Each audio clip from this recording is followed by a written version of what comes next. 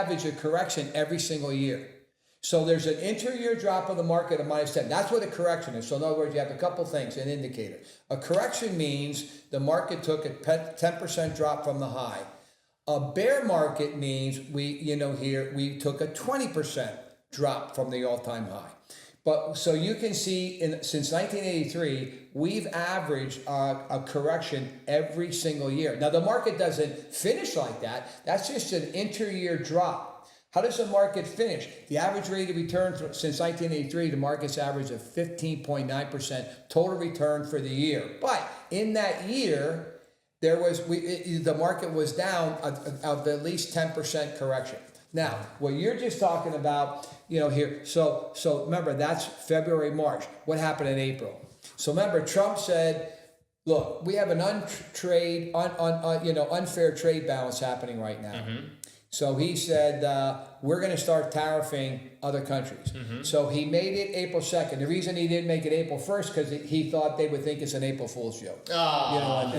So April 2nd, the tariffs went into play. What happened to the market that day? Dropped 4.8%. Mm-hmm. That day. One of the bloodiest weeks we've ever seen. The next day, the very next day, April 3rd, it dropped another 6%. That was 9.5% drop in just a matter of 2 days. Mm-hmm. But then what happened 7 days later on the night? The market went up 10%. You had Nvidia drop from its high of 140 all the way to 86, right? And people thought it was over. People were starting to short it. People were starting to go bearish, buy puts and options on it, right? Yep. And what did you get? You saw I would say the fastest market recovery in terms of market cap the world has ever seen. We saw so much money pour into the markets that Nvidia doubled its market cap. It became the first 4 trillion market cap company as we know it. Yep. And all the other ones rallied. So when people say, "Oh, I'm gonna wait, we don't know," the American stock market has never failed. Never. And don't bet against it. Because 100%. You will be the anomaly if it works for you. Yep. So in that period, all of a sudden, we're now down 19% after those 2-day drops. So that was just 1 point away from going into a bear market. We didn't. We ended up minus 19%. But look at this. Here, look at this. You exit the market even for 1 day. Look at the difference being out of the market 1 day. I love this slide. Because here it shows it's comparing 2 investors who each started with $10,000 in the S&P 500 in January of this year. So the calm investor, he stayed the course, while the nervous investor sold after the market had dropped. And on April 9th, he missed April 8th, he missed the April 9th, just 1 day. 1 day. Look at the difference in total return. So the calm investor made 8.6% total return, while they just missing 1 day. That same other investor was minus 0.8%, on their money. Mm. Just missing 1 day. And this is why the average investor has made no money the last 20 years. Because they're in and out. They think they can time the market, and you can't time the market. You just can't do it. Mm-hmm. But then think about what just happened. So then the next one on there, when you look at the next slide, missing that day. So how did we finish the first half? So this is the other part. So you look at now, 2025, this is what this slide's showing here, was the third time the first half finished positive despite a drop of 15% drawdown throughout that first 6 months. That here. And you can see it shows in 1980 and 2009 that it saw a strong second half averaging a 20% gain. So these 3 other times, what did the market average after it finished positive after a drawdown of 15%? And the answer is the average return of the market over the next 12 months is another 20% on your money. 20%. Guys, I just want to stop this real quick, and I want to say Ron has written a book called Ron's Investment Philosophy for Wealth, and it is basically mastering time and money to join the top 2%.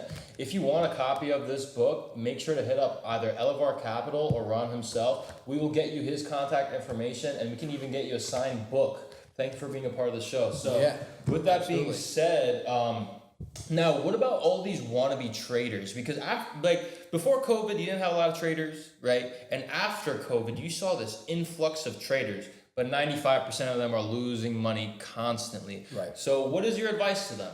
Well, first of all, look, you don't have the research available that when you have a full-time professional money manager. Like, again, I'm not managing anyone's money. I manage the philosophy. I got the best brains in America managing money, and that's not me. You know, and there's what I always recommend is you get yourself involved with a good investment advisor who you like and trust. You know, on there, and again, that's something that we can help you with, you know, as well. And you just gotta like their philosophy. You gotta understand their philosophy and what they're doing and invest. But if you think you can do it on your own, the problem with that is because you have no financial education. One of the questions I say to people in my seminars, I say, look, how many of you went to school? Everybody raised their hand. I said, how many of you that went to school, you had the subject of algebra? Everybody raised their hand. And then I say, how many of you today use algebra to make a living? Nobody raises their hand.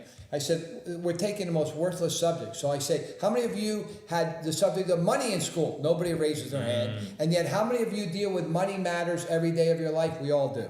So the problem is there's a disconnect because you're operating on emotion and not logic. And when it comes to money and emotion, you will get your butt kicked every single time. And again, that's the reason why the average investor's made no money. Even though the market 6 times itself in the last 20 years, the average investor has made nothing in the last 20 years because of exactly what we're talking about. And this is the most amazing part, right? So I'm going to give an analogy real quick, right? About 100 years ago, sometime around that, you had what's called a phone come out. It was a telephone pole and stuff like that. You would go and you'd call and whatnot. And eventually it got to a point where you had phones in houses. Oh my gosh, that was a new thing. And then lo and behold came called a flip phone. Oh my gosh. And now what do we have? Smartphones. And now we get to what that has to do with the market. We have a new AI revolution going on, and it is basically like the telephone pole. People think it's the greatest thing ever, but it's basically like the telephone pole back in the day. And eventually it will evolve. Everyone will have their own personal AI. Everyone will be able to have that flip phone, and it will so on continue. So when people look at the market and they say, oh my gosh, it's at all-time high. NVIDIA's at 4 trillion. There's no way this can keep going. This is only the beginning. Right? And another segment of Ron's book talks about DNA mapping and how that's getting into the mix now. So I want you to talk a little bit about these revolutions that are coming up. Yeah, you hit a really good point with this. And so here's the thing. You mentioned market cycles, or you mentioned how things operate, you know, there. We're right now in literally the greatest decade the market will ever have. Now, I've been talking about this since 2022. The Dow. Look at the Dow just for a second because it's a longer index than the S&P. But the Dow, which was at 30,000 back in 2022, and here's what I said. And we have a white paper on it that shows the Dow potentially should hit 150,000 by 2031. Right there with you. I think more. Yeah. I think it could quadruple. It can get 160, but go ahead. Well, let me tell you why. Let me tell you where that number comes from, you know, specifically. So here, we're actually in the 3rd secular bull run in the last 100 years. And most people look at things cyclical. Cyclical means I'm looking at something over 12 to 18 months. Secular means I'm looking at it over 12 to 18 years. So it's like, where would the better prediction be? Think about it. Think about this analogy. What if I was talking about the weather and you say, well, what's the weather going to be like 5 days from now? And you're basically cyclical. You look at it over a short period. So you're looking out the window and said, well, it's sunny out today. So is that an indicator 5 days from now it's going to be sunny? No. Or what if we had a 10-day forecast? So you have a better predictor when you look at longer periods. So we actually had this is the 3rd secular bull market we're in. It started in 2013. So when was the first one? The first one came out 1949 to 1968. It was a period of 19 years. And we find these secular bull runs last 18 to 19 years. The first one was, like I said, 1949 to 1968. 19 years, what was the average return? 16%. The second secular one was 1982 to 2000. That was 18 years. What was the average return? 20%. So right now, the third started in 2013. Why? When you look at the all stock, the 200-day moving average was over. They were all above the 200 moving day average price. It hasn't ever broken below that. Yeah, well, I'm saying when all of them have gone above it, Yeah. that signals That's how you like signal it. technically a new bull run. People say, well, why wasn't it 2009 or when March 9th of 2009 when we actually bottomed out from the Great Recession? Well, they weren't all above that 200 moving day average. So if we run 18 years from that, that's going to be 2031 to 2032. If you had 10,000 invested, every 10,000, if it's the low end of 16% return, every 10,000 is going to be worth 170 grand. If it's a high end where it was a 20%, if we have 20, every 10,000 is $250,000. This is going to be the greatest decade, and it is fueled by what you said. DNA mapping and AI is fueling it, right now, which is incredible. And I added one to Ron. So I added one to Ron's philosophy, and I said, Ron, those are absolutely correct, but there's another one, and it is social media, branding. And I think these three are going to be the main components of the economy, because we get to a point in which jobs, and I know I don't want to sound like those people that are scared and worried about their jobs and whatnot. But when we have all of this AI doing the job in the factories, in the warehouses, in even stores and such, like McDonald's even, where are people going to get their jobs from? Where is the reclassification of a job going to come from? Well, not everyone goes to college. Not everyone takes higher education. So that's what the question is. And even professors I've spoken to, they say, yeah, we think it's going to be the universal basic income. Even though it's unpopular, even though we're not supposed to say it, we think that's what it's going to be. Everyone's going to be designated a certain amount of money, kind of like that COVID unemployment or the COVID stimulus you had.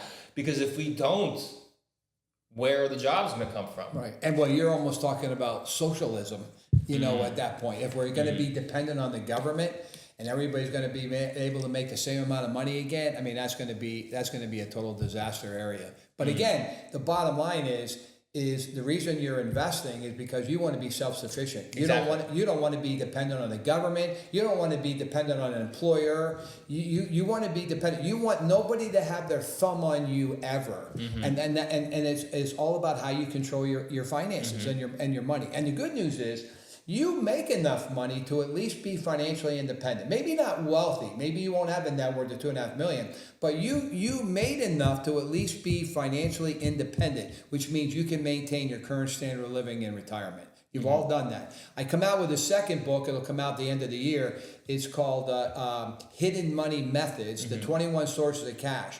Because what I do is I show people, so now we're talking about investing money. The first thing most people say is, well, that's wonderful, but I don't have any money to invest. So the key is we show people where to find it. And in my new book that I co-wrote with Dennis Covier, we talked about there's 21 sources of cash that we free up money. We're going to free up between $1,000 and $2,000 a month of positive cash flow that you already have. You don't have to go out and get another job, or you don't have to quit a bunch of things. No, we're going to show you where to find the money right there. And I'll give you one example, because that's the first thing people say is, I don't care how many sources of cash you have, you ain't finding any money for me. Let me just give you one. Tax refund. Simple one, right? The average family is getting a $3,000 tax refund. What is that? That's just an interest-free loan to the federal government. So if you stop that we help people fix it by just changing your W-4 at work, where they're now and increase the credits, you'll be able to get back $250 a month right there instead of making an interest-free loan to the federal government. That don't sound like a lot.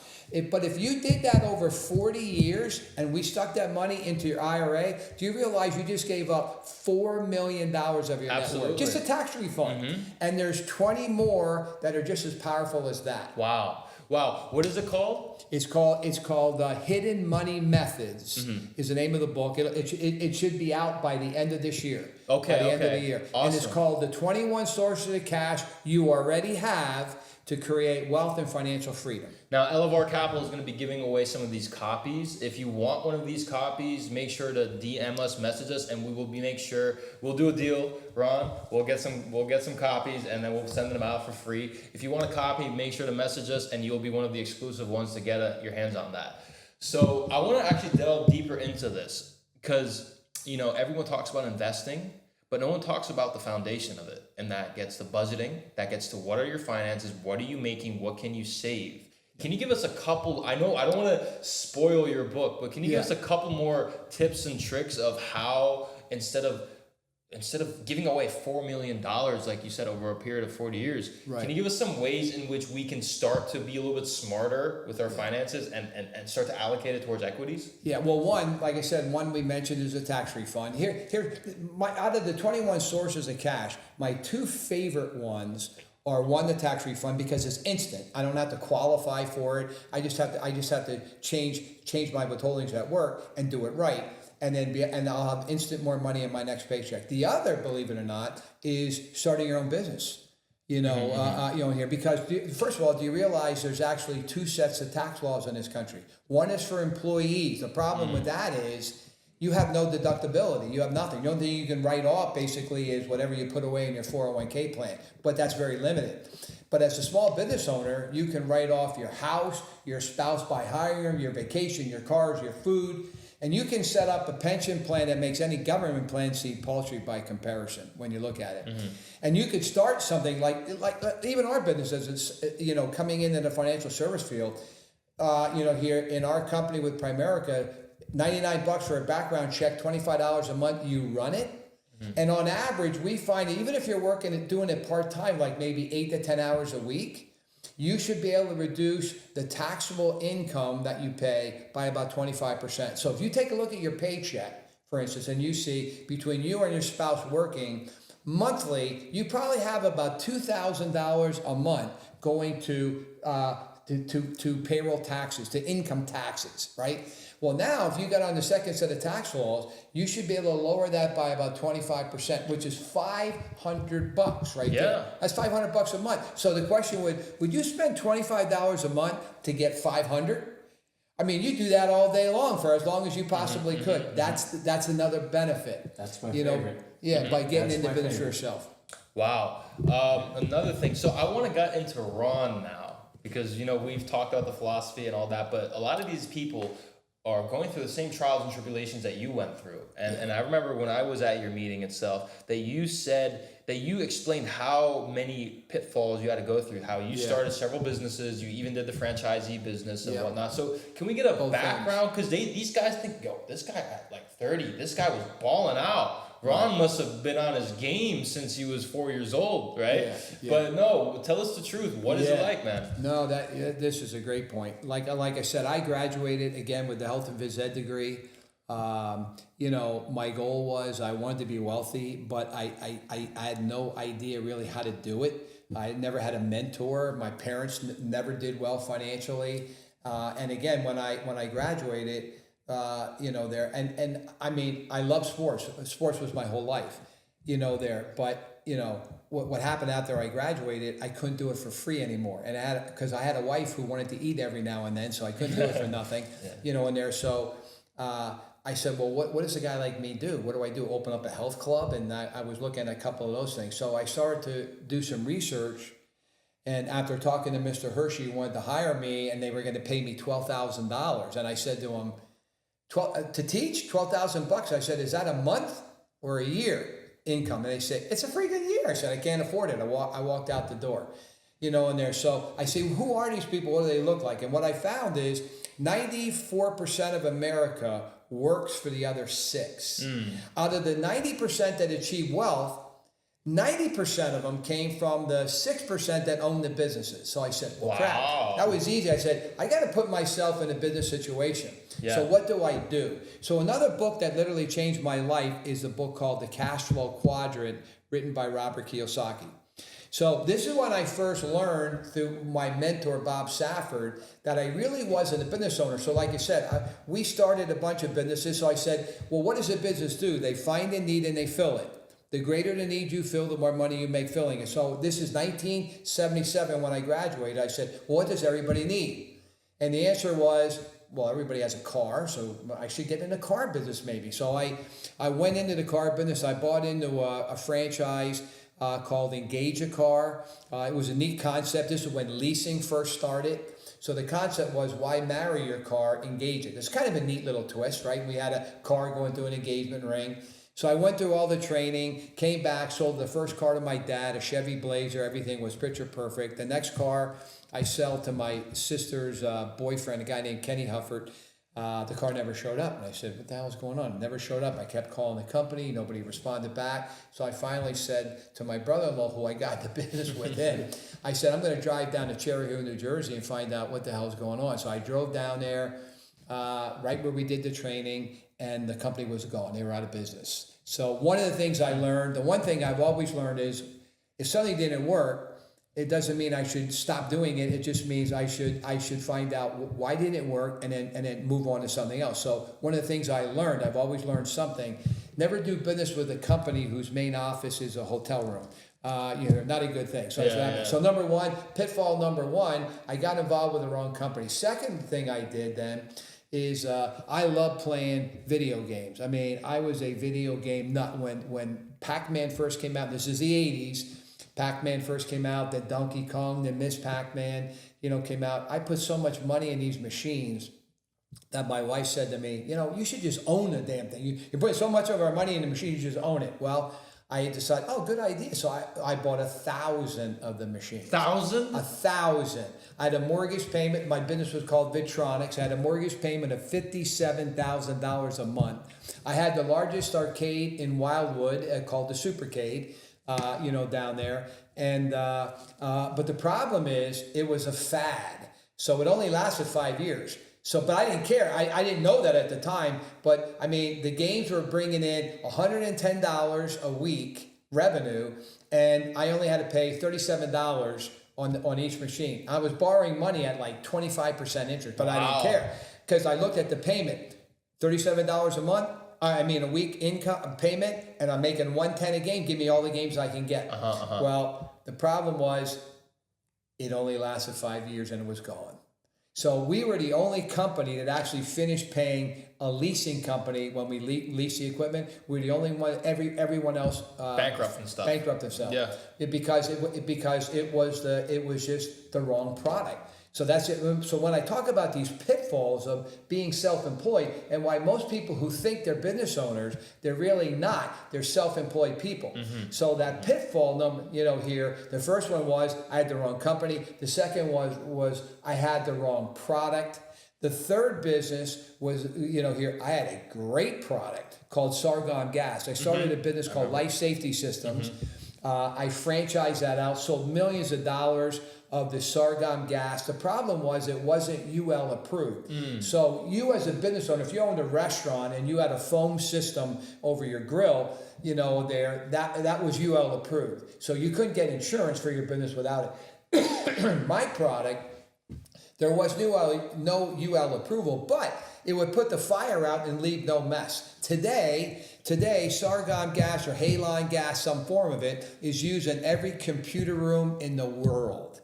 But why was that a problem? You were early. I was early. That was 1980, and computers didn't hit till 1990. So now I have the wrong company. I have the wrong product. Now I have the wrong time. And then the fourth business then was the KOA Campground franchise. We brought the first ones. So our family brought the first ones at East Coast back in the late 60s. Here, but we did it in the Northeast. So the problem with Northeast, it's a limited season. You have camping, Memorial Day to Labor Day, some spring and fall off, but your bills go 12 months out of the year. So we really struggled to really make a living, being able to do that. And I want to tie it in now to this idea of intellectual property, because we get to this point in which, before I get to intellectual property, what has been the most successful business of all time? And it's one business, it's the finance business. Money. Even 4,000 or 5,000 years ago, 6,000, the ones that had the money were the ones making the money. Right. Like Marcus Crassus is a big example of Rome, right? He had so much and the money made for him. So we get to this point in which now we get to the big MAGA 7 companies, and especially a couple of them. We look at NVIDIA. NVIDIA is mostly intellectual property. They don't want a lot of plants and stuff like Intel. Intel's been in the game for a long time. Same thing with Meta. Meta is a lot of intellectual property, but why does that matter? Because we get to a company like Amazon, they're shipping all this stuff. They're having all these sales. They're like at $200 billion revenue a quarter. They're going to be at $1 trillion pretty soon a year. But where is the real profit coming from? Their databases. AWS is making them money. And we get to this point in which we are literally moving into a time period where this technology and this growth is built on finance. And now the money that you have, like, this is where you need to go, because where is AI going to take the jobs? Where are all the jobs going to be? You have to take your money, and your money has to work from you starting now, because if you don't, not saying the window will close, but I'm just saying you're going to miss the biggest opportunity of a lifetime. Yeah. That's why we talk about this being the greatest decade the market's ever had. Remember, the 90s, if you go back and look at the market started in 1792.